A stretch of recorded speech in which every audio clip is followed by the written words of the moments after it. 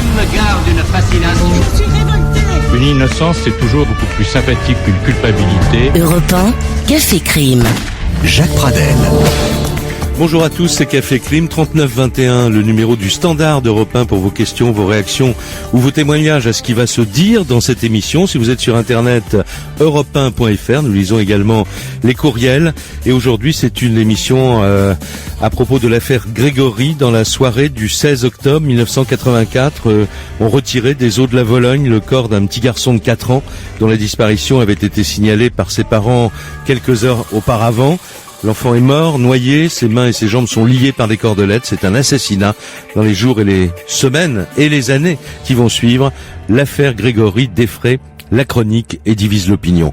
25 ans plus tard, il reste une mince lueur d'espoir d'aboutir enfin, sinon à la solution de l'énigme, au moins à un redémarrage de l'instruction judiciaire, peut-être sur la base de nouveaux examens scientifiques de certaines pièces à conviction. Ces nouvelles analyses ont été effectuées dans un laboratoire lyonnais et on attend les résultats d'un jour à l'autre. À l'occasion de cet anniversaire des 25 ans de l'affaire Grégory, nous revenons avec les invités de Café Crime sur les moments importants de cette instruction à ciel ouvert, comme a pu le dire Laurence Lacour qui avait suivi cette affaire pour Europe 1 à l'époque. Il n'y a pas de vérité judiciaire 25 ans après. Et dans la deuxième partie de l'émission, je recevrai le colonel Étienne Sesma, qui a été le premier chef d'enquête de la gendarmerie nationale sur le crime de la Vologne. L'un des avocats de la famille Villemain, maître Thierry Moser, nous dira ce qu'il attend des résultats imminents de ces nouvelles analyses scientifiques de scellés dont je parlais à l'instant. Le correspondant d'Europe 1 à Strasbourg, Frédéric Michel, sera aussi avec nous. Il est retourné pour Café Crime dans la vallée de la Vologne pour mesurer l'empreinte de l'affaire sur les habitants de la région. Et puis Marie-Ange Laroche, la femme de Bernard Laroche, nous dira pourquoi elle est toujours convaincue aujourd'hui de l'innocence de son mari.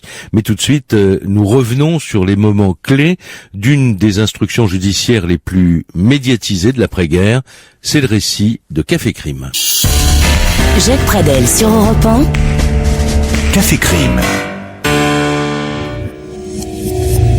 Nous sommes le 16 octobre 1984. Vers 17h, le petit Grégory Villemain, 4 ans, disparaît alors qu'il joue devant la maison de ses parents à l'Épanche-sur-Vologne, un village des Vosges qui compte un peu plus d'1 millier d'habitants. Ses parents, Christine et Jean-Marie, le cherchent en vain dans tout le village et puis il signale sa disparition aux gendarmes. 4 heures plus tard, son corps est retrouvé dans la rivière à Dossel, un village situé à 7 km de là. L'enfant est mort noyé, ses mains et ses jambes sont liées par des cordelettes. Ça n'est pas un accident, c'est un assassinat. Un photographe assiste à la scène. La photo sera publiée dans la presse dès le lendemain. Elle traumatisera la France entière. L'horreur de la découverte de cet enfant s'accompagne aussi d'une révélation. Quelques heures avant la découverte du corps de Grégory, ce même 16 octobre, à 17h32 exactement, alors qu'il regardait une émission de France 3 Région, l'oncle de l'enfant, Michel, a reçu un appel téléphonique mystérieux d'une voix rauque. Le correspondant anonyme lui dit ceci, je cite, « Je me suis vengé, j'ai pris le fils du chef, je l'ai mis dans la Vologne. » Le 17 octobre, au lendemain du drame, Jean-Marie Villemain, le père de l'enfant, reçoit une lettre anonyme du même corbeau. Il lit « J'espère que tu mourras de chagrin, le chef. Ça n'est pas ton argent qui pourra te redonner ton fils. Voilà ma vengeance, pauvre con. » La lettre a été postée à l'Épanche-sur-Vologne le jour même du meurtre, avant la levée de 17h15, d'après l'oblitération du timbre. Dès les premières heures de l'enquête, les gendarmes découvrent que le couple Villemain est harcelé depuis plus de 3 ans par ce mystérieux corbeau qui s'adresse à eux par lettre ou par téléphone. La mort de Grégory semble être l'exécution des menaces proférées par ce correspondant anonyme depuis plusieurs années.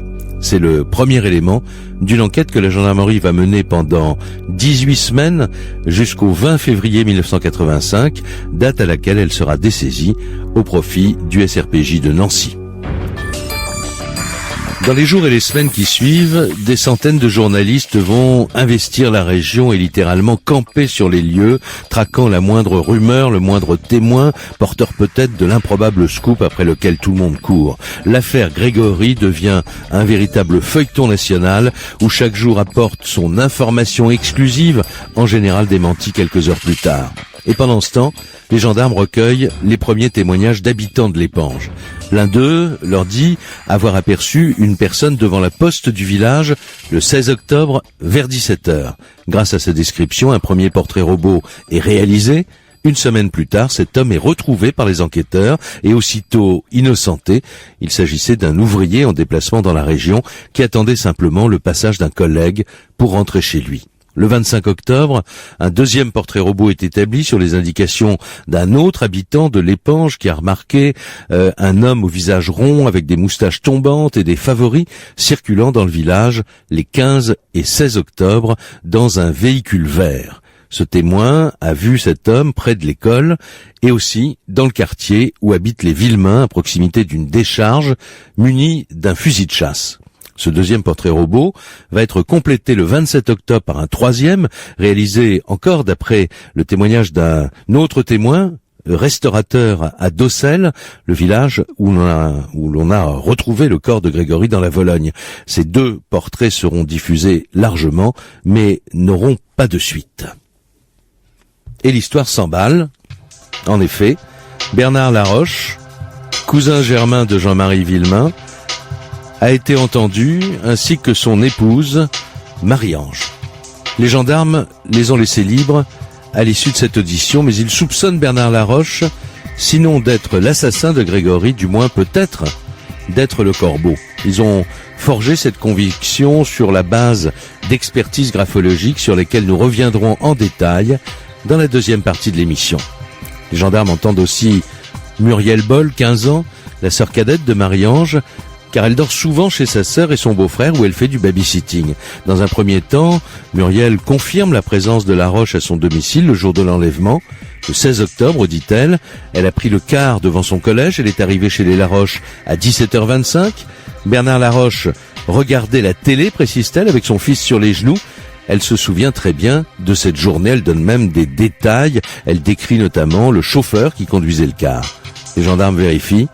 Ce jour-là, le chauffeur habituel n'était pas de service, c'était un remplaçant qui assurait le service du bus scolaire.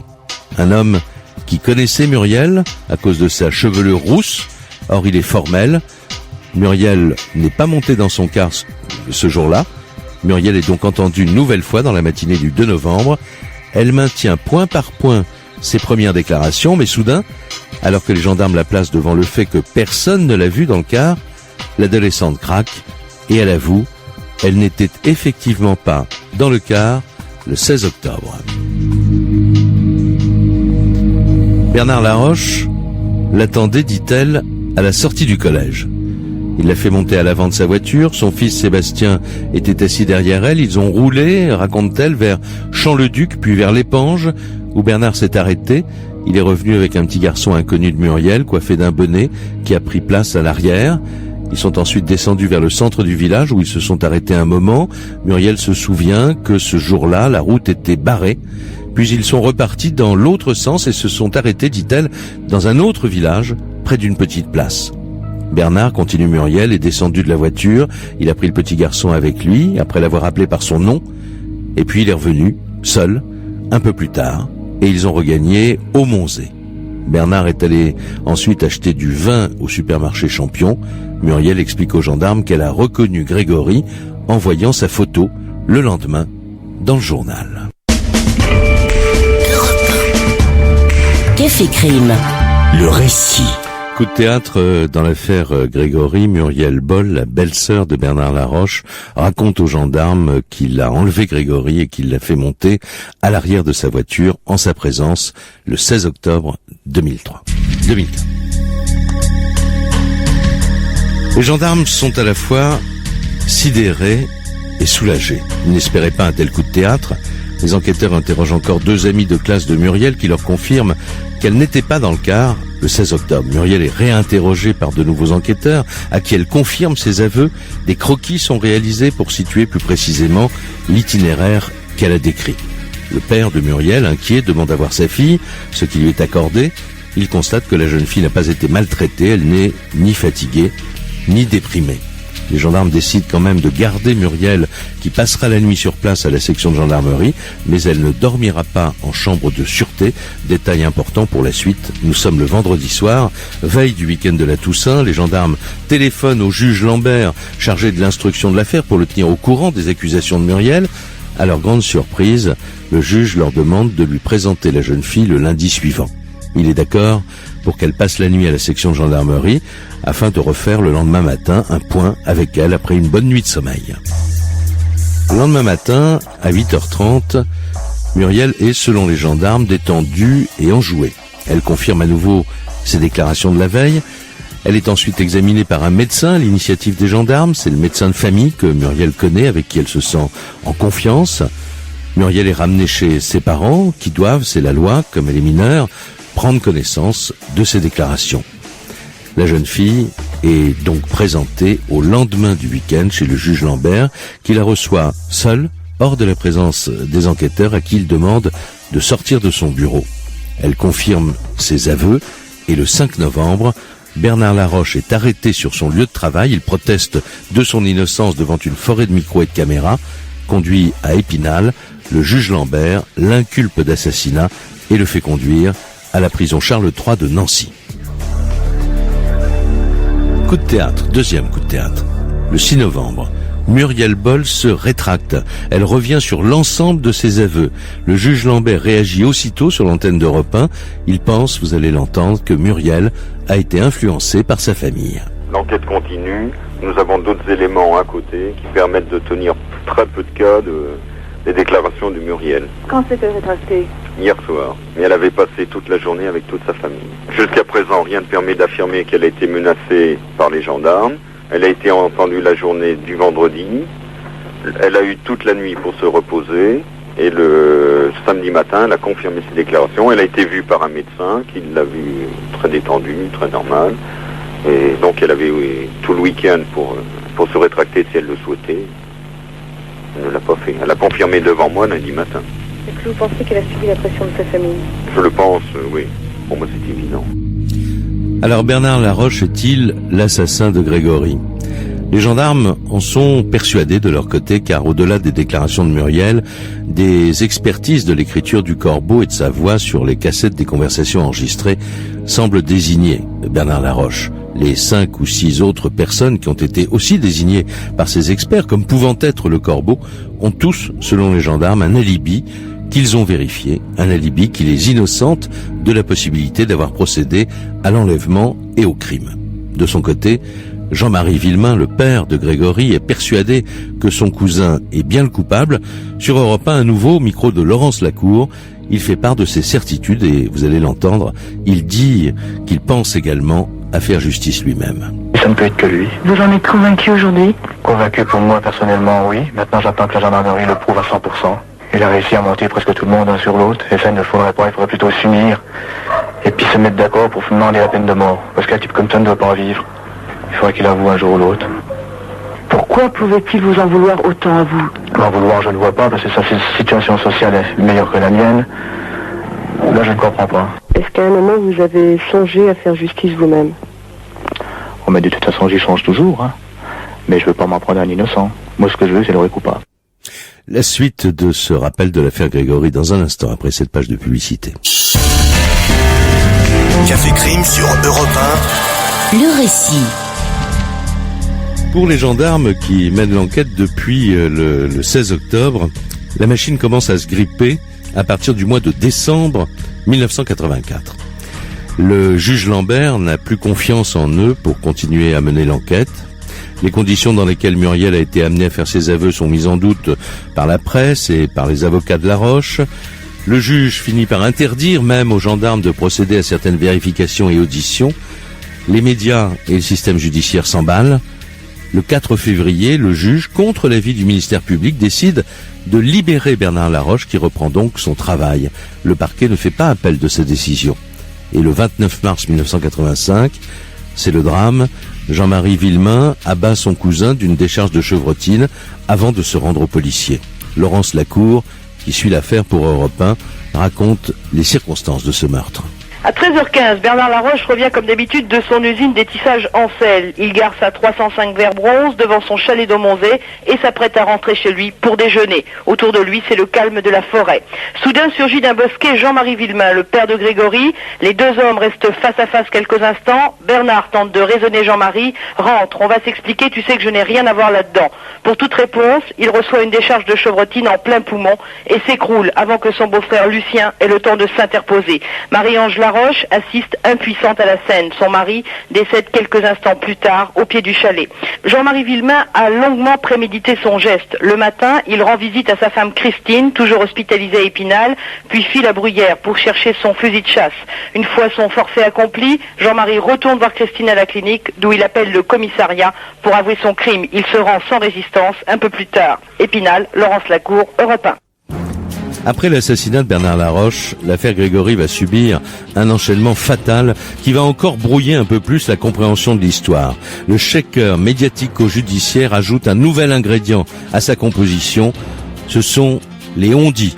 La rumeur, largement relayée par quelques journalistes avides de sensationnel, laisse entendre que le corbeau et le meurtrier n'est pas un homme, c'est une femme. On murmure qu'elle a été la maîtresse de Laroche. On l'a vue à la poste du village la veille du drame. C'est la mère, c'est Christine Villemain elle-même qui a assassiné, dit-on, son propre fils. Le 28 juin 1985, en exclusivité pour Europe 1, Christine Villemain se confie au micro de Jean-Pierre Elkabbach en présence de Laurence Lacour pour l'émission Découverte et, bien sûr, elle clame son innocence. Je n'ai rien fait, j'ai pas fait de mal. Donc je vois pas pourquoi j'irai en prison. Et si je suis en prison, qu'est-ce que vous voulez que je fasse? Je vais quand même pas m'engraisser en disant j'attends qu'on me ressorte. Si on m'enferme que je n'ai pas fait de mal, je suis pas prêt de ressortir. Mais à force de répéter je ne suis pas coupable, est-ce que vous pensez que vous arriverez à nous faire croire que vous êtes innocente? C'est ça qui est terrible en France. Il faut se défendre. Mais je suis innocente. Je vais quand même pas dire parce que le juge va me mettre en prison, je vais pas dire oui je suis coupable, je n'y suis pas. Bon il faut bien que je me défende autrement. Et vous pensez parfois au fils de Bernard Laroche, qui est un petit garçon de 4 ans, qui lui a été orphelin? Oui, mais qu'est-ce que vous voulez que je vous dise? Nous on n'a plus d'enfants. Je suis innocente, que j'ai pas tué mon enfant, que Grégory était tout pour moi et que je vois pas ce que ça m'aurait rapporté d'aller le mettre à la Vologne. Malgré ses protestations d'innocence, le 5 juillet 1985, le juge Lambert inculpe Christine Villemain d'assassinat et il la place en détention sous mandat de dépôt. Son avocat, maître Garot, réagit aussitôt, toujours sur Europe 1, au micro cette fois de Jean-Louis Calderon. L'irréparable vient d'être commis. Les pressions d'une certaine presse ont été plus fortes que les procès-verbaux de gendarmerie et les accusations de Muriel. Au moment où cette mère, portant en son sein le frère ou la sœur de Grégory, est jetée en prison, remontent à ma mémoire les certitudes de l'avocat général de la Cour d'appel de Nancy, qui, le 7 décembre 1984, déclarait « Laroche est le criminel vraisemblable, j'irai au-delà, il est le criminel véritable, tout concorde, il faudrait très peu de choses pour entraîner la conviction d'un jury. » Les hauts magistrats de la chambre d'accusation de la Cour d'appel de Nancy vont être saisis dans les prochains jours de ce dossier, puisque nous venons de déposer immédiatement une demande de mise en liberté provisoire. Et Christine Villemain va rester au total 11 jours en prison jusqu'à ce que la chambre d'accusation de Nancy, constatant, je la cite, l'absence totale de charge, décide de la libérer. Malgré cette décision, les acteurs de l'affaire sont toujours divisés entre les pour et les contre, ceux qui sont persuadés de son innocence, ceux qui la considèrent coupable. La division, l'affrontement touchent l'ensemble de l'opinion du pays. Christine Villemain est libre, mais elle demeure inculpée. Il lui faudra attendre encore 8 ans, 1993, le 3 février, pour que la justice rende définitivement un non-lieu. Quelques mois plus tard, en novembre de la même année, Jean-Marie Villemain est jugé pour l'assassinat de Bernard Laroche. Il est jugé à Dijon, où l'affaire a été dépaysée. Après 6 semaines d'audience, il est condamné à 5 ans de prison, dont 1 avec sursis. 2 semaines plus tard, ayant purgé l'essentiel de sa peine lors de la détention préventive, il est libéré. Le 3 février 2003, Le dossier du meurtre non élucidé de Grégory Villemain est définitivement clos. La prescription de 10 ans commence. La justice peut donc encore décider de rouvrir l'affaire en cas de découverte d'un fait nouveau jusqu'en février 2013. Mais, ultime rebondissement et nouvel espoir d'aboutir enfin à la vérité, au début du mois de décembre 2008, la chambre d'instruction de la cour d'appel de Dijon a ordonné la réouverture de l'enquête. De nouvelles analyses de certains scellés de l'affaire sont en cours actuellement, comme je vous le disais en commençant cette émission. Les résultats sont attendus d'un jour à l'autre.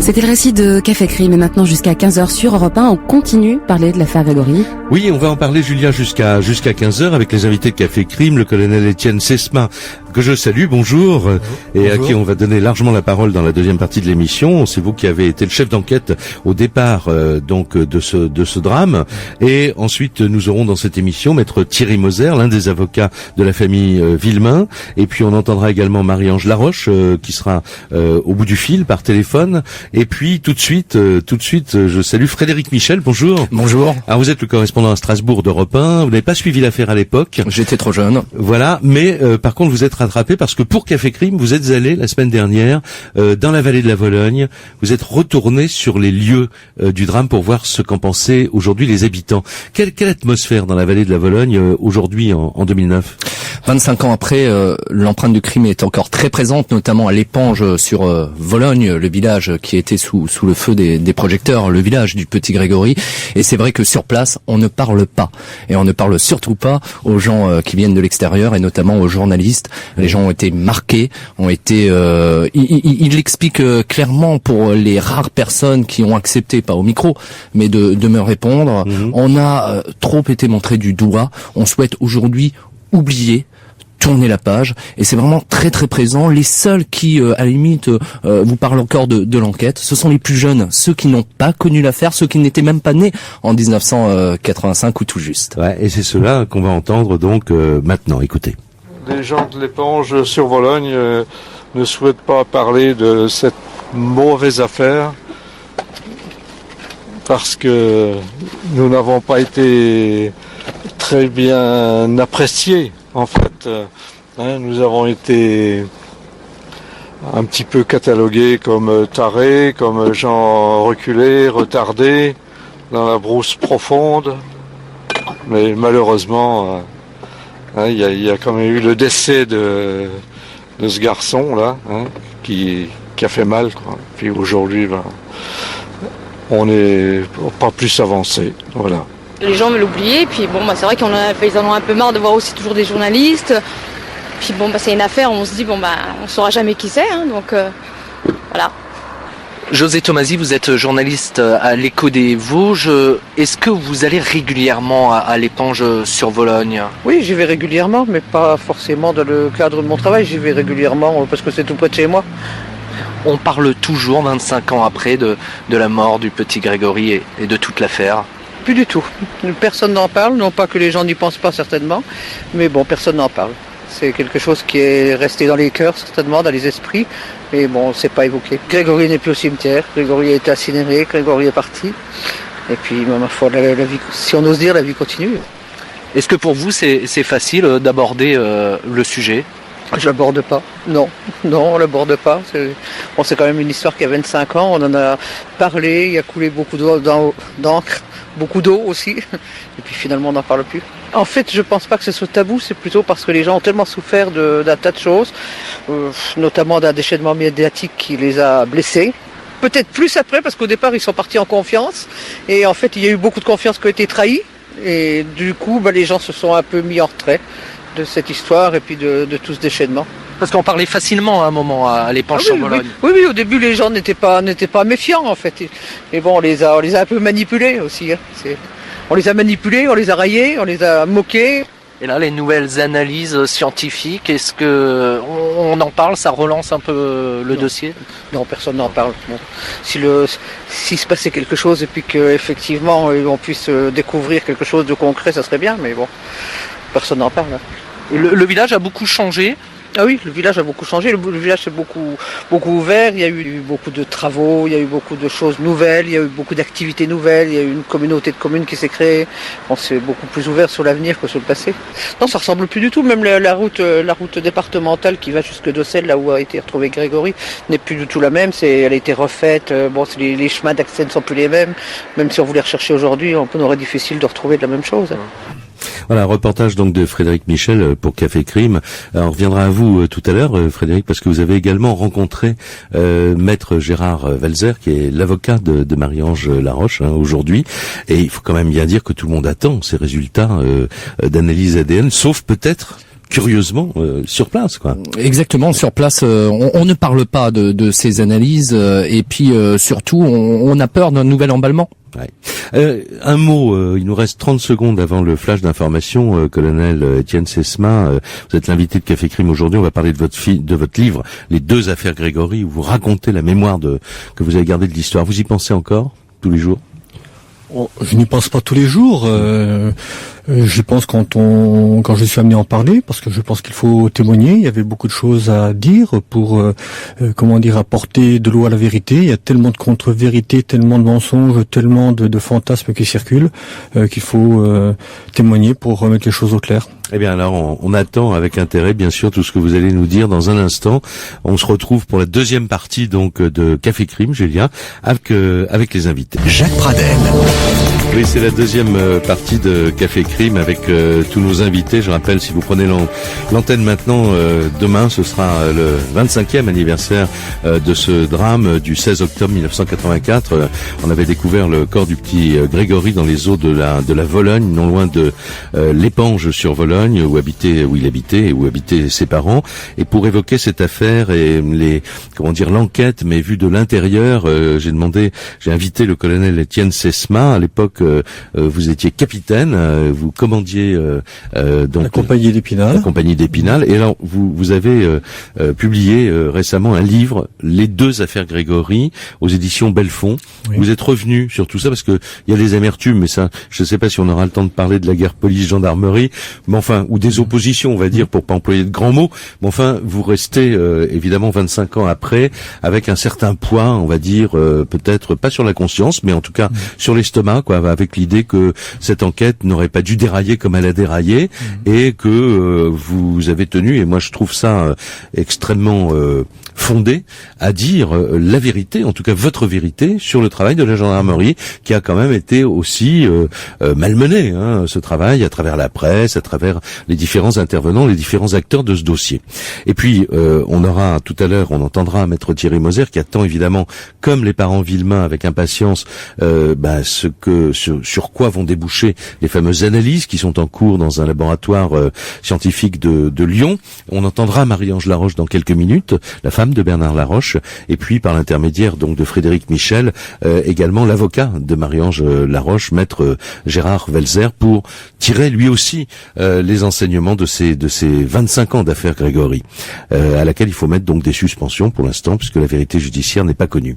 Alors, tout de suite, colonel Sesma, au début, c'est vous qui êtes sur le terrain, quoi, avec vos hommes.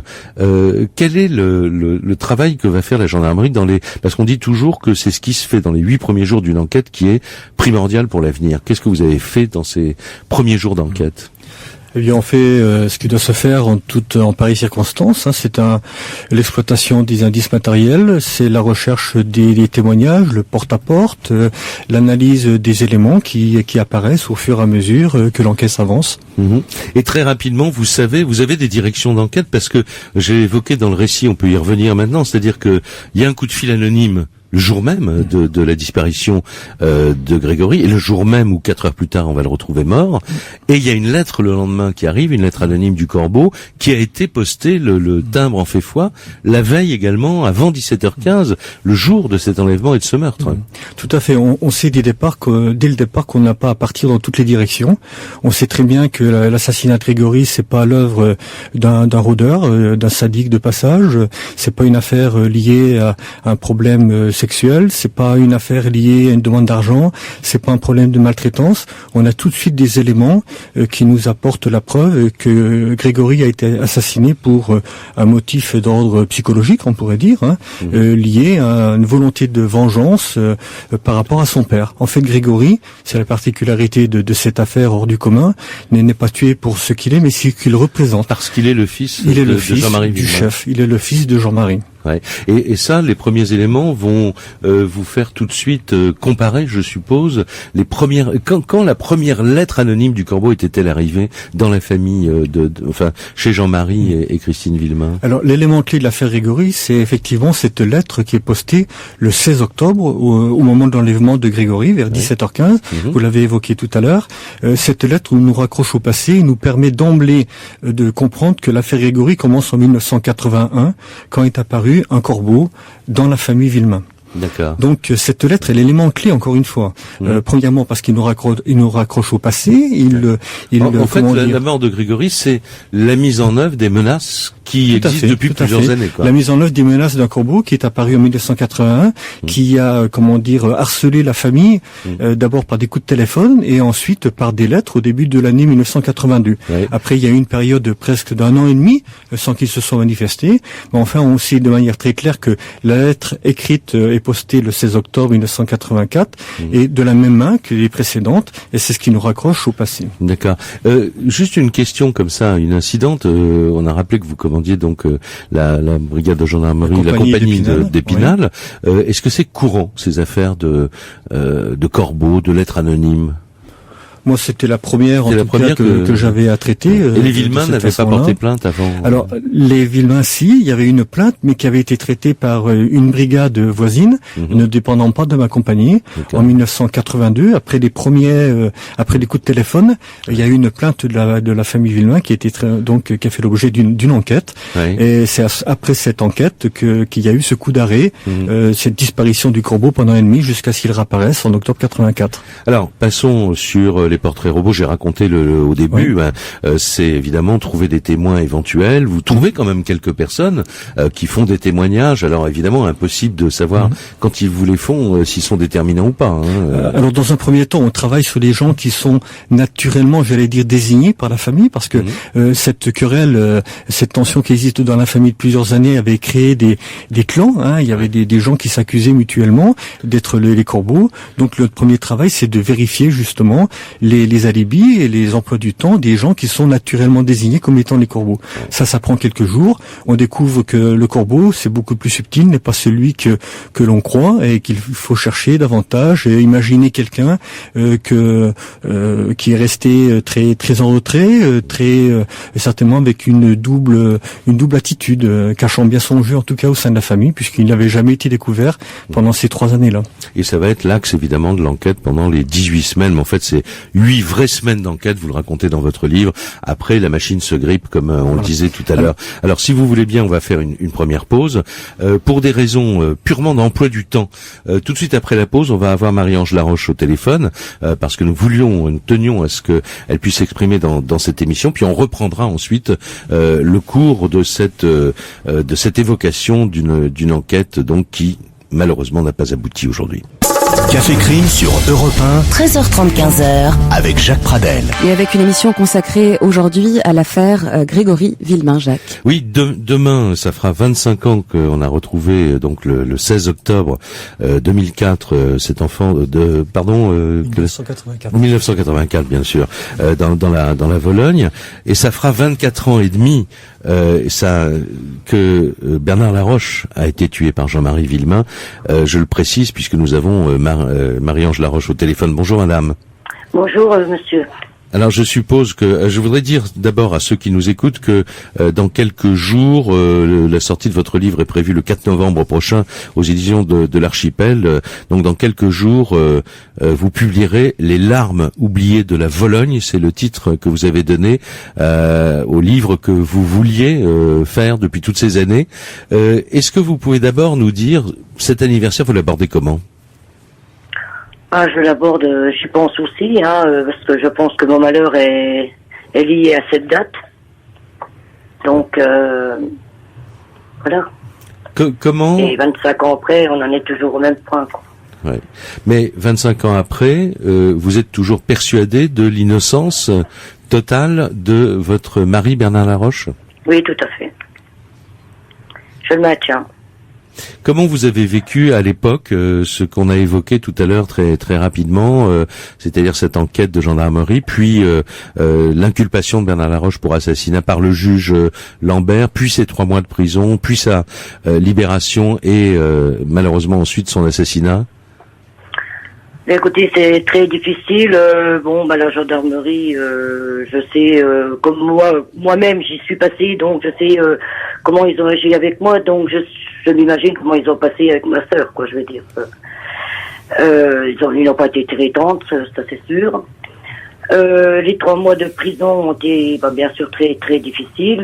La remise en liberté, évidemment, on était contents, mais je pensais que le juge Lambert aurait pu faire déjà avec Vilma une confrontation avec Bernard avant de laisser faire partir les choses comme ça et en arriver à sa mort, quoi. Moi, je sais que Monsieur Lambert m'a dit que de toute façon que l'assassinat de Bernard lui restera en travers de sa gorge toute sa vie, donc voilà, qu'il avait vu trop tard, qu'il avait inculpé sur la conviction de la gendarmerie sans lire les procès-verbaux, ce qui est grave. Hein, et voilà le travail, le gâchis d'aujourd'hui, quoi. Ouais. Est-ce que vous pensez qu'on arrivera un jour à la vérité dans cette affaire? Je l'espère, je suis comme beaucoup de personnes, j'espère, j'y crois. Je crois qu'un jour, j'ai toujours l'espérance qu'on saura un jour la vérité. Et d'où pourrait venir cette vérité, d'après vous? Pour l'instant, je crois qu'il y a des tests d'ADN en cours. Je pense qu'on y pense aussi. Il y a de l'espoir qui est dessus. Hein. Oui. Et voilà, ou alors, je pense qu'il y aura peut-être des langues qui se délieront dans certains... à un certain moment, qu'on dira. Vous habitez toujours dans cette région? Oui. Quels sont vos rapports avec le reste de la famille, Villemain? Aucun rapport. Je n'en veux pas. Et pourquoi avez-vous tenu à publier ce livre? C'est pour dire quoi, principalement? Disons que les années passent, ça passe très vite. J'ai quand même 2 grands-fils à l'heure actuelle. Si je suis... j'ai résisté, c'est beaucoup par rapport à mes enfants. Et je ne veux pas que leur père soit mort pour rien, quoi. Dans mon livre, d'ailleurs, je peux pas vous dire, mais j'ai repris un peu tous les procès-verbaux aussi, l'emploi du temps de Bernard et un peu tout. Donc, ça sera à découvrir dans le livre. Très bien. Écoutez, je vous remercie en tout cas beaucoup. Je rappelle que ce livre, donc Les larmes oubliées de la Vologne, va paraître le 4 novembre aux éditions de l'Archipel. Et je vous remercie beaucoup d'avoir pris quelques minutes aujourd'hui pour nous parler ici sur Europe 1. Merci madame. C'est moi qui vous remercie. Au revoir. Merci, au revoir. Alors, quelques notes de musique peut-être, et puis ensuite on va se retrouver avec les invités de Café Crime et reprendre le cours de cette enquête, et puis raconter comment l'enquête de gendarmerie a été amenée à se diriger vers Bernard Laroche, parce que ce n'est pas uniquement à la suite des aveux de Muriel Boll, qu'on a évoqué tout à l'heure dans le récit, que les soupçons se sont portés sur lui. Donc on va en parler sans passion, bien entendu. Il faut dire que l'action publique est éteinte concernant Bernard Laroche. Il est mort inculpé, mais l'action publique est évidemment éteinte à son encontre aujourd'hui en 2009. Café Crime sur Europe 1 avec Jacques Pradel. 13h30, 15h. Et les invités de Café Crime, le colonel Étienne Sesma, qui à l'époque était co-directeur de l'enquête sur l'assassinat de Grégory, et puis le journaliste Frédéric Michel, qui est le correspondant d'Europe 1 à Strasbourg, que vous nous disiez d'ailleurs tout à l'heure, Frédéric, que vous n'avez pas vécu cette affaire-là, vous étiez trop jeune, mais que vous en avez évidemment beaucoup entendu parler. Évidemment. Voilà. J'ai grandi professionnellement avec, c'est-à-dire que je pense que ça a marqué beaucoup de gens, mais aussi beaucoup de journalistes, plusieurs générations de journalistes. D'abord ceux qui ont travaillé Laurence Lacour, pour parler d'Europe 1, qui a publié Le bûcher des innocents, où elle raconte, c'est un énorme livre où elle raconte par où elle est passée. C'est une affaire qui lui a fait quitter le métier de journaliste, d'ailleurs. personne n'est sorti indemne de cette affaire. Je pense que du côté des enquêteurs, du côté de la presse. Et ce qui est marquant, ce qui est frappant, c'est peut-être l'une des rares affaires où tout le monde a souhaité prendre parti. On choisissait son camp, le camp Bernard Laroche, le camp de Christine Milman. C'est vraiment une des rares affaires, à mon avis, qui a autant passionné. Ouais. On n'a jamais imaginé d'autres hypothèses que le Nel Sesma, parce que là, au Standard, là, je citais tout à l'heure le 3921, le Standard pour nous joindre, ou europe1.fr, et un certain nombre d'auditeurs reviennent sur le fait, mais est-ce que ce n'est pas un accident domestique qui aurait été ensuite maquillé en enlèvement et en crime? C'est une hypothèse que vous avez envisagée à l'époque? Oui, c'est une hypothèse qui est d'emblée a été vérifiée comme étant impossible. Hein. Encore une fois, les éléments de l'affaire Grégory, les indices sont très très précis dans le temps. Il faut le rappeler, donc la dernière personne qui voit Grégory vers 16h50, Saint-Nourrice. On a après donc ce coup de téléphone à 17h32. On a une personne, faut pas l'oublier, hein, on a tendance à le faire, une personne à Dossel qui voit une forme bleue dans la rivière en franchissant le pont qui est dans le village, et une forme bleue à l'endroit même où on a retrouvé le corps, et qui prend ça pour un sac poubelle. Et il est un fait que Grégory portait un anorak de couleur bleu ciel qui pouvait y faire penser, et il est un fait qu'on n'a jamais retrouvé le lendemain de sac poubelle à ce moment-là. Donc il y a tout lieu de penser qu'à 17h30, Grégory était déjà bien dans la Vologne, à l'endroit où on l'a retrouvé. On a tout un tas d'éléments comme ça qui nous amènent à aller sur une piste, mais évidemment sans écarter aucune hypothèse. La gendarmerie, les enquêteurs, ils ne prennent pas de camp, Monsieur Michel. Nous, on a travaillé de manière objective, impartiale. S'il y avait eu quoi que ce soit qui était apparu contre Christine Villemain, et quand il y a eu des témoignages des fameuses filles de la Poste qui sont apparues, ce sont les gendarmes qui les ont exploités. Nous, on a fait un travail parfaitement objectif, impartial. Je m'efforce de le démontrer. C'est le but de mon témoignage et de mon livre.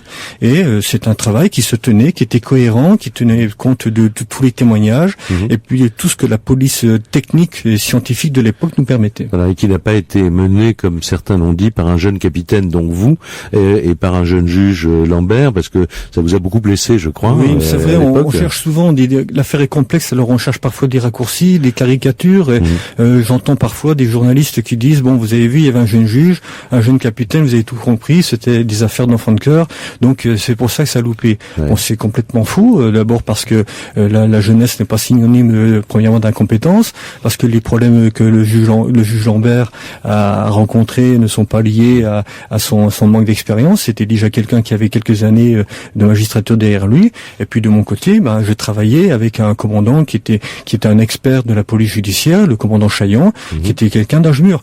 Moi, j'assume mes responsabilités maintenant. J'ai pas peur de m'avancer pour témoigner. Mais enfin, quand on prend des raccourcis comme ça, on est dans la contre-vérité. Alors justement, vous allez beaucoup plus loin que ça dans votre livre, c'est-à-dire vous reprenez les moments importants de cette enquête, les grands axes, en disant attention, il y a eu du travail. Ce travail nous a mené, autant le dire tout de suite, vous a mené vers Bernard Laroche avant les révélations de Muriel Boll. Absolument. Alors l'élément principal, j'évoquais tout à l'heure l'intérêt capital de la lettre de revendication du meurtre, la lettre du 16 octobre dans cette affaire. Cette lettre avait deux intérêts majeurs. Premièrement, elle nous raccroche au passé. Elle nous permet de comprendre que c'est un proche qui est l'auteur de cette lettre et qui est donc l'auteur de l'enlèvement et très probablement donc de l'assassinat de Grégory. Le deuxième intérêt de cette lettre, c'est que comme c'est une lettre qui est manuscrite, elle nous donne un support de comparaison pour voir qui a la même écriture. Vous avez fait des dictées comme dans le film d'ailleurs, Le Corbeau. Alors on n'a jamais fait de dictée 50 personnes rassemblées dans une classe, mais il est vrai que tous les témoins, hommes et femmes, qui passaient entre nos mains, entre guillemets, qui étaient entendus, après leur déposition, étaient amenés à faire des dictées selon les orientations que nous avait donné l'expert en écriture, Madame Jacquin-Kéder, avec laquelle on travaillait. Voilà, et pour les hommes, on faisait également des enregistrements de voix. Et donc près de 600 personnes, je crois, se sont prêtées à cette. Si on fait les comptes, c'est très important. Il y a eu plus de 600 écrits relevés effectivement, parce qu'on est allé après chercher des écrits. Vous êtes allé chercher des documents qui existent. Qui existaient déjà. Oui, qui existaient déjà. Donc des déclarations d'impôts, des trucs comme ça, pour donner des éléments aux experts. Et pour voir. Et c'est vrai que c'est l'expert en écriture, Madame Jacquin-Keller, qui la première nous cite le nom de Bernard Laroche. Un jour, elle reçoit dans le flot des dictées qu'on lui envoie tous les jours. On l'avait entendu pour des raisons, parce qu'on est en train d'élargir le cercle, on est en train de sortir de la famille proche, et on est en train de revenir un petit peu aux cousins, aux gens qui habitaient notamment à Aumonzé, parce qu'on a eu très vite la certitude que c'était là qu'était le corbeau, parce que l'essentiel des agissements du corbeau était ciblé sur le village de Monzé. Et un jour, on est arrivé à lui, mais incidemment, mais il a fait la dictée, et l'expert nous rappelle le lendemain ou le surlendemain, nous disant, là, il y a une écriture qui m'intéresse, pour moi, c'est probablement celle du corbeau. Oui. Alors donc, évidemment, on comprend mieux pourquoi toute l'enquête se focalise brutalement sur lui, puisque je crois qu'elle compare aussi avec 5 ou 6 autres écritures, en disant ce sont des candidats potentiels, mais ces personnes ont un alibi, c'est ce que je disais tout à l'heure. Alors elle est catégorique, elle nous donne une personne, elle nous dit vraiment, pour moi, c'est l'écriture, c'est vraiment cette personne-là qui a écrit la lettre. Les autres personnes, ce sont les analyses, les enregistrements, les analyses de voix. Alors on va y venir dans un petit instant. On va faire une pause tout de suite, et puis revenir à la fois aux analyses de voix et aussi aux analyses d'écriture. Et disons bien que ce ne sont pas des graphologues, ce sont des experts en écriture. Absolument. Et c'est légèrement différent. Et vous nous donnerez cette différence dans un instant. Jacques Pradel sur Europe 1. Café Crime. Et nous revenons aujourd'hui sur une affaire qui a bouleversé la France entière et divisé l'opinion publique. Il s'agit de l'affaire Grégory, Jacques. Oui, et donc on est avec le colonel Étienne Cespin qui a publié ce livre aux éditions Belfond, Les 2 affaires Grégory. Je recommande vivement la lecture de ce livre. D'abord parce que c'est très clair. Alors évidemment, il y a l'aspect, on va dire, un peu polémique. C'est que l'enquête a été retirée à la gendarmerie, confiée au SRPJ de Nancy. Et à lire ce que vous dites dans la 2e affaire Grégory, vous n'êtes pas tendre, quoi. Bon, mais eux non plus n'ont pas été très tendres avec vous. Donc, je ne fais que reprendre ce que le commissaire a lui-même écrit. Voilà. C'était facile. Alors, avant de venir aux cassettes et aux expertises en écriture, des questions de Frédéric Michel. Oui, pour rebondir justement sur ce titre, les 2 affaires Grégory, comment vous expliquez cette différence d'approche dans l'enquête? La différence d'approche, c'est que pour moi, le shaker médiatico-judiciaire, comme vous l'avez dit tout à l'heure, Monsieur Pradel, c'est souvent ça qu'on met en avant.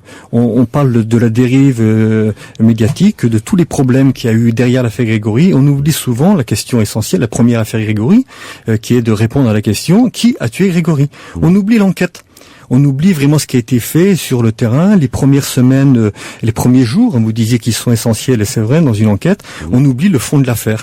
Et souvent, toute la dérive, c'est vrai que c'est une affaire qui est fabuleuse, l'affaire Grégory, avec tous les problèmes qu'il y a eu, la polémique autour de la personnalité du juge, les querelles d'experts, la guerre des polices, faut bien le dire, les revirements, le drame dans le drame. Vous l'avez dit, c'est vrai que c'est tout ça, l'affaire Grégory. Mais il faut pas oublier que tant qu'on n'aura pas été au cœur de la question fondamentale, chercher à savoir de façon la plus précise possible qui a tué Grégory, on n'avancera pas et restera dans cette confusion, dans cette aussi frustration qui fait que tout le monde réagit aujourd'hui comme vous l'avez dit, et tout le monde a le sentiment que on saura jamais rien, alors que le dossier il est loin d'être vide et la justice n'a pas été muette, loin de là, sur ce dossier. D'où le titre, donc, Les 2 affaires Grégory, l'enquête et puis l'affaire médiatico-judiciaire, ce shaker dont on parle, et c'est Laurence Lacour, je crois, qui emploie dans son livre Le bûcher des innocences cette expression qui vraiment correspond à ce qui s'est passé. Alors, on revient sur ces experts en écriture et aussi sur les cassettes audio, parce que au standard de l'émission, au 3921 et sur europe1.fr, on demande confirmation. Les lignes téléphoniques des différents protagonistes ont été mises sur écoute, donc dès le début de l'affaire, parce que on possède des enregistrements de la voix du corbeau. Les auditeurs voudraient en être sûrs. Alors, c'était pas des c'était pas des lignes sur écoute qui nous ont donné ces enregistrements.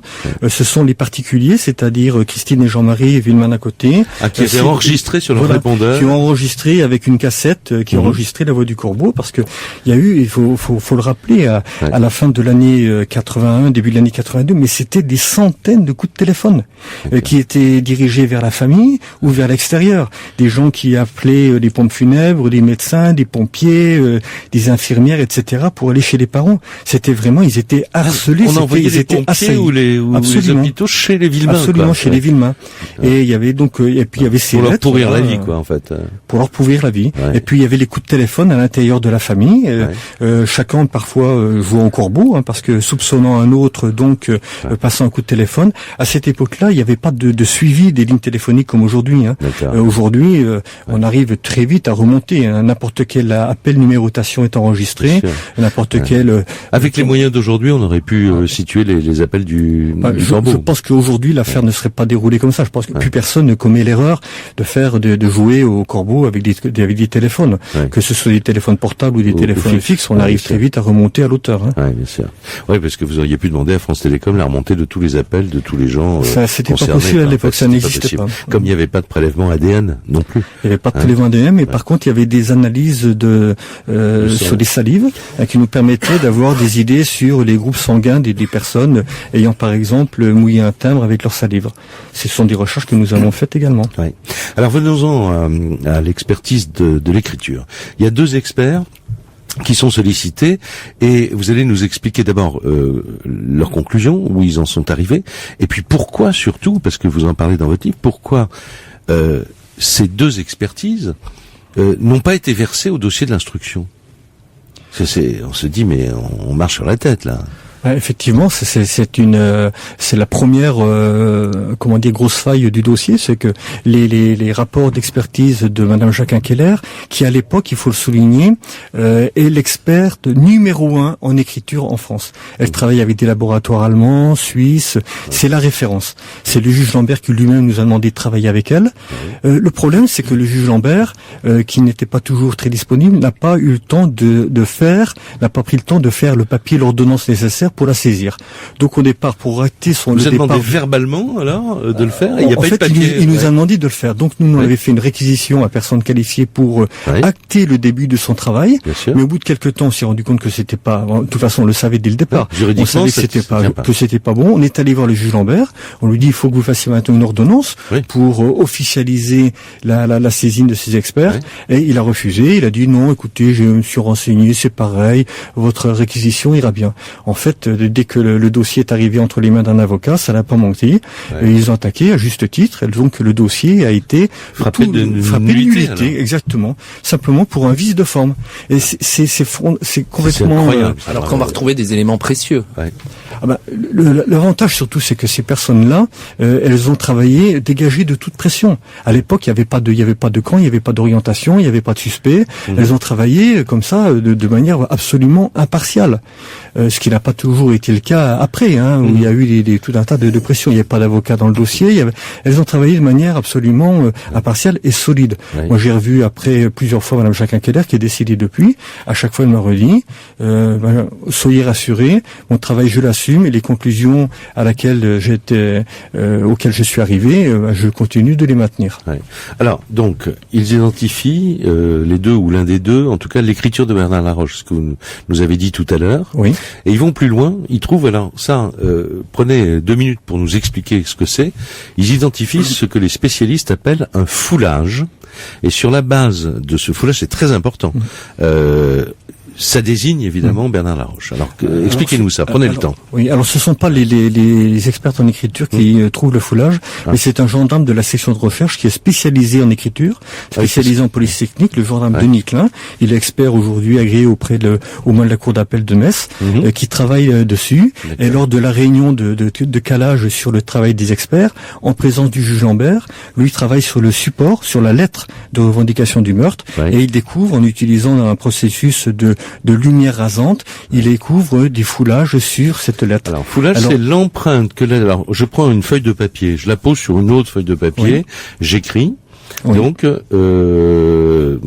ou plus exactement, non, j'ai écrit une lettre anonyme, je la pose, dessus, je pose une feuille blanche, et je fais une lettre à, je sais pas, à mon dentiste, bon, et je signe. Et l'empreinte de cette signature va se retrouver sur le document qui est en dessous, qui est situé en dessous. On peut retrouver, c'est selon, ça le foulard. Selon la qualité du papier, on peut retrouver sur un bloc de papier jusqu'à 10 ou 15 lettres en dessous, on peut retrouver la trace, selon la pression aussi du stylo, etc. Et là, il retrouve deux lettres qui ressemblent à un B majuscule d'imprimerie et un lettre majuscule en écriture cursive qui ressemble très fortement au paraphe, à la signature de Bernard Laroche. Alors le problème, c'est qu'il le voit, tout le monde est d'accord pour le lire. Même, je crois. Il fait des photos, mais les photos disparaissent dans le shaker judiciaire. Ça fait beaucoup de disparitions. Voilà, il y a beaucoup de pièces qui ont. Le travail du juge Lambert a été jalonné, faut le dire, d'une multitude d'annulations et puis de problèmes comme ça, de pièces qui ont disparu. Et il a fallu attendre l'ouverture du dossier, la rouverture de l'instruction à Dijon par le président Simon, dont il faudra parler parce qu'on parle pas assez de lui pour que ces pièces reviennent au dossier. Eh bien, on parle justement du président Simon qui a été le successeur du juge Lambert dans ce dossier beaucoup moins médiatique et beaucoup moins médiatisé. Et nous allons parler et plus compétent. Bon, ça c'est vous qui le dites. Nous sommes indépendants et objectifs, on n'en sait rien. Ni Frédéric Michel, ni moi. Mais on en parle avec vous dans un instant. 13h30, 15h sur Europe 1 avec Jacques Pradel.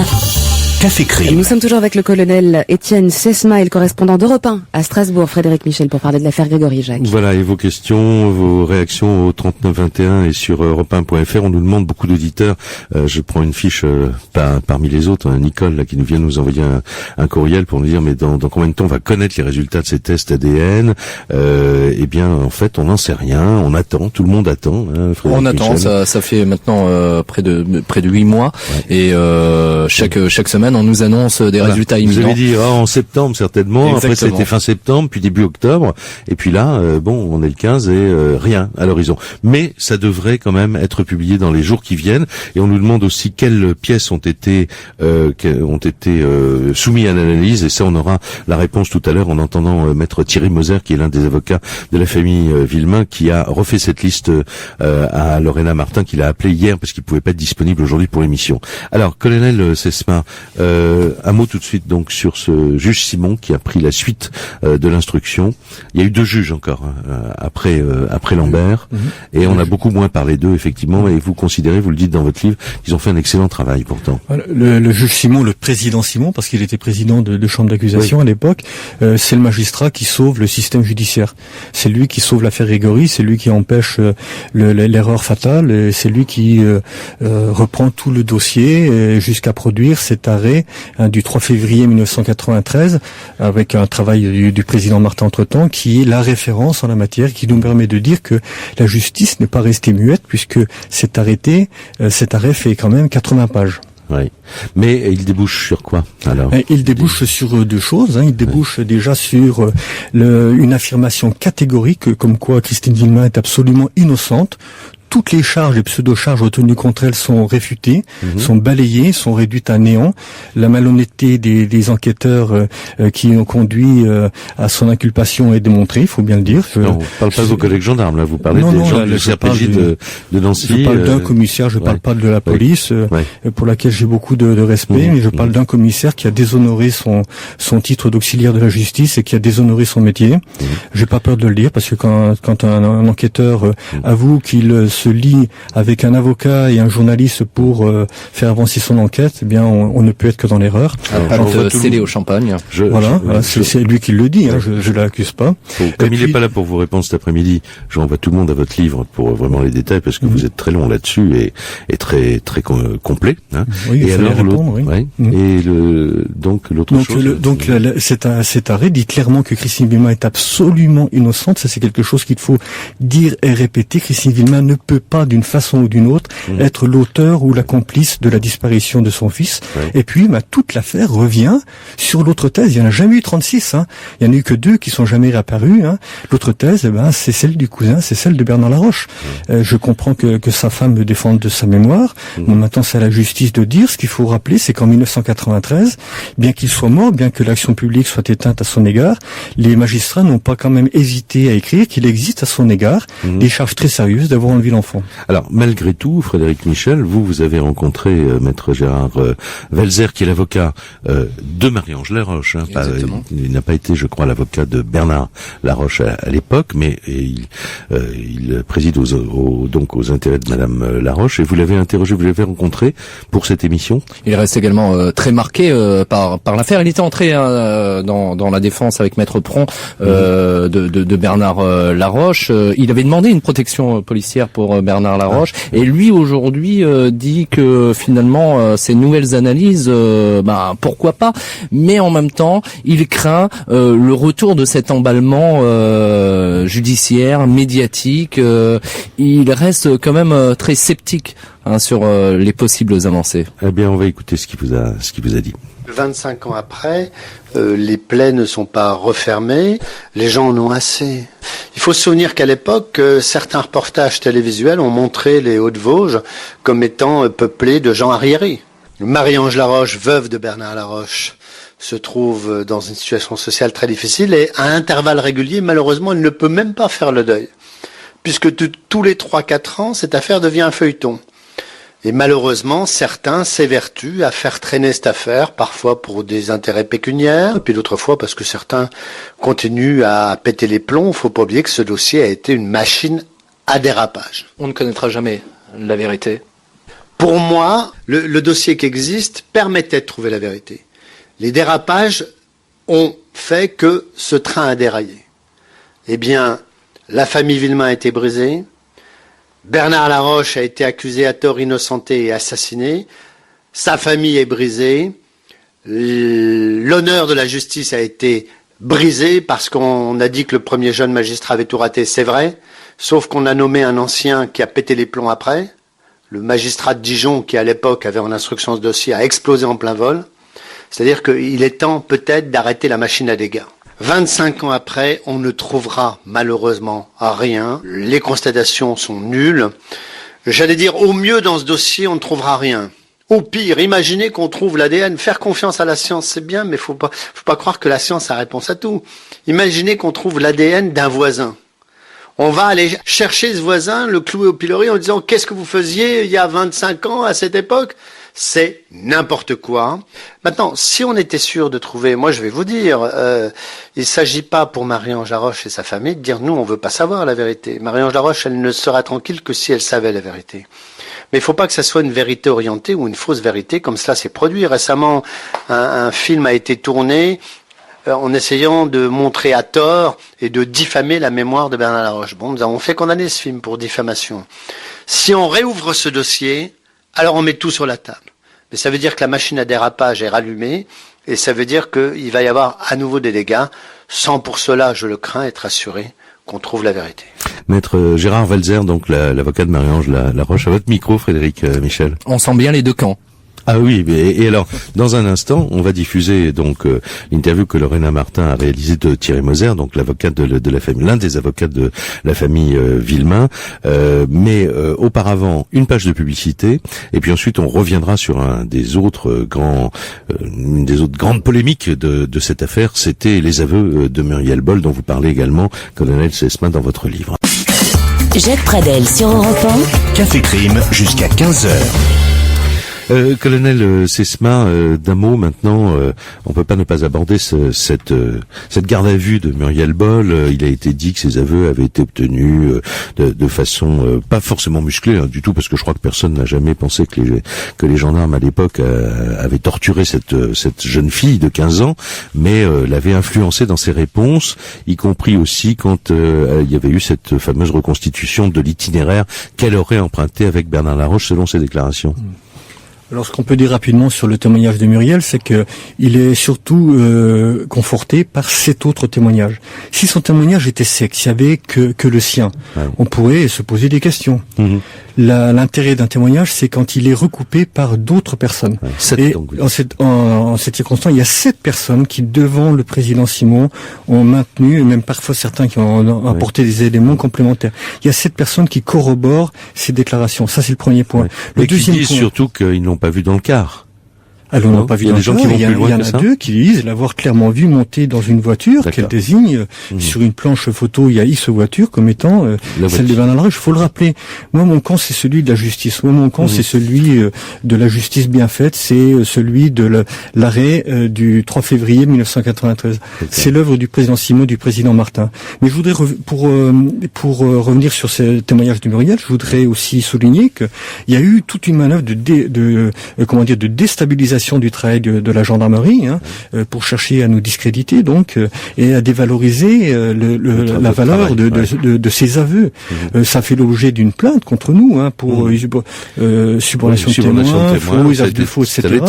Cette plainte qui était déposée en 1985 a été jusqu'en cassation en 1989 et nous avons eu un non-lieu complet en notre faveur. Donc le travail de la gendarmerie a été, décrété comme étant, inattaquable sur la forme de la garde à vue elle-même. Et c'est une des raisons, bien sûr, de votre livre aussi, c'est pour mettre tout ça à plat et en apportant votre témoignage. Alors, on va terminer cette émission avec Thierry Moser, donc l'avocat de Marie-Christine, de Christine Villemain et de Jean-Marie Villemain. L'un des 2 avocats, je disais tout à l'heure, il est effectivement avec sa consoeur Marie-Christine Chastan-Morand, donc avocat des parents de Grégory, et vous allez entendre, il a répondu aux questions de Lorena Martin pour Café Crime sur ce qu'il attend tout d'abord de ces analyses qui n'arrivent pas mais qu'on espère pour très bientôt. Je suis raisonnablement optimiste, on attend ces résultats d'un jour à l'autre, pourrais-je dire. Je suis lucide, il faut être raisonnablement optimiste, mais je crois qu'on a des chances d'espérer du concret et du sérieux. Aujourd'hui, le laboratoire est en train donc d'analyser les vêtements, mais également les cordelettes et les enveloppes des lettres du corbeau. Y a-t-il d'autres pièces à convaincre ? Oui, il y a d'autres pièces, effectivement. Donc, il y a les lettres du corbeau, il y a les enveloppes, il y a les vêtements, il y a les cordelettes, il y a la seringue d'insuline, il y a l'emballage de cette seringue. Enfin, vous voyez qu'il y a beaucoup de choses. Et j'ai vu de mes yeux les scellés il y a quelques mois à la cour d'appel de Dijon. J'ai pu constater que apparemment, ces scellés sont en bon état de conservation et j'ose espérer que les experts pourront déceler dans les scellés de l'ADN qui soit exploitable. Pensez-vous que ces nouvelles analyses pourraient permettre d'obtenir des résultats ? Il faut d'abord voir, étape numéro 1, y a-t-il de l'ADN exploitable ? Si c'est non, à ce moment-là, tout s'arrête, c'est fini. Si c'est oui, à ce moment-là, on passe à la phase numéro 2. Et la phase numéro 2 consiste à réaliser des expertises de comparaison. Et effectivement, ces expertises de comparaison vont peut-être permettre la réitération, la réactivation des investigations judiciaires et peut-être la marche vers la vérité que les époux Villemain attendent depuis maintenant 25 ans. Mais Maître Moser, les timbres du corbeau n'avaient pas été exploitables. Oui, effectivement, les timbres, un demi-timbre avait été expertisé, vous avez parfaitement raison, mais ça n'était qu'un demi-timbre et rien de plus. Et vous avez bien saisi qu'à l'heure actuelle, il s'agit d'une mission expertale de grande ampleur. Vous avez réalisé que les scellés sont nombreux. Il y a quand même de la matière à exploiter et d'autre part toutes ces années qui viennent de s'écouler ont vu la réalisation de progrès importants dans le domaine de la science génétique. Nous avons à l'heure actuelle en 2009 des techniques qui sont beaucoup plus affinées qu'elles ne l'étaient il y a encore 5 ans ou même 10 ans, bien entendu. Et dans ces conditions, je fais preuve d'un optimisme raisonnable et je crois que nous pouvons peut-être espérer du concret. Enfin, je l'espère ardemment.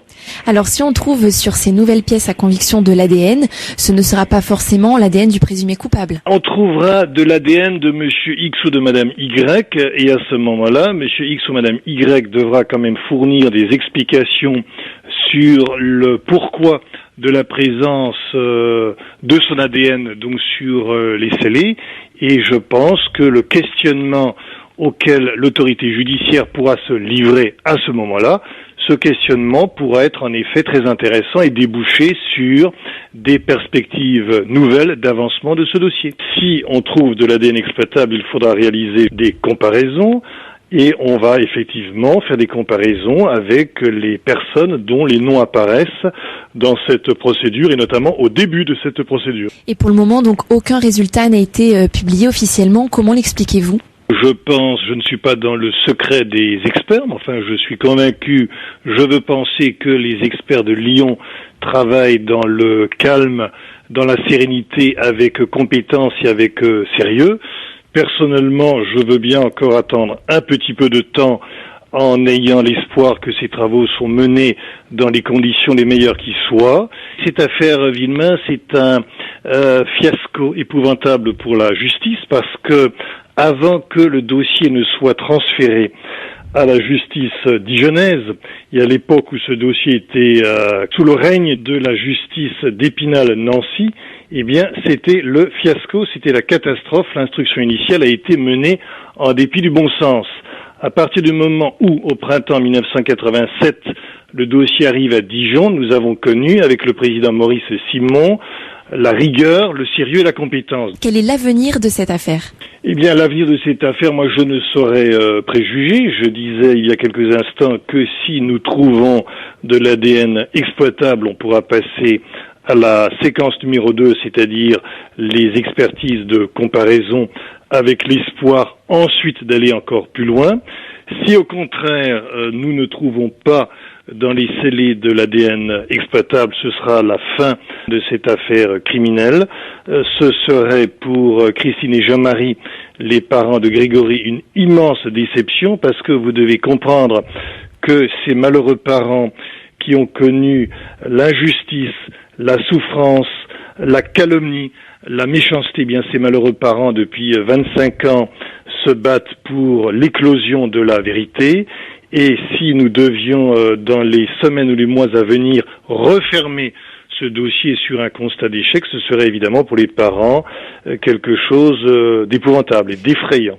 Justement, quel est l'état d'esprit des parents ? Qu'espèrent-ils ? Les parents espèrent la vérité, ils espèrent la justice, ils se battent sans désemparer pour tenter d'y arriver, ils se battent depuis 25 ans. Ceci dit, ils sont lucides, ils sont raisonnables, ils font preuve d'un optimisme mesuré et raisonnable, ce qui est également mon cas à moi. Donc ils sont pleins d'espoir, mais cependant, je les ai préparés très loyalement à l'hypothèse détestable d'un échec que l'on ne saurait exclure, cela va de soi. Voilà, c'était Maître Thierry Moser au micro de Lorena Martin pour Café Crime. L'émission est terminée. Merci à Frédéric Michel, notre correspondant à Strasbourg, qui était de passage à Paris aujourd'hui. Merci beaucoup. Et merci au colonel Étienne Sesma. Je rappelle votre livre, Les 2 affaires Grégory, paru aux éditions Belfond. Et puis à venir, à partir du 4 novembre, le livre de Marie-Ange Laroche qu'on a entendu dans cette émission, Les larmes oubliées de la Vologne. Il faut croire que le crime garde une fascination. Je suis révolté. Une innocence, c'est toujours beaucoup plus sympathique qu'une culpabilité. Europe 1, Café Crime. Jacques Pradel. Bonjour à tous, c'est Café Crime 3920.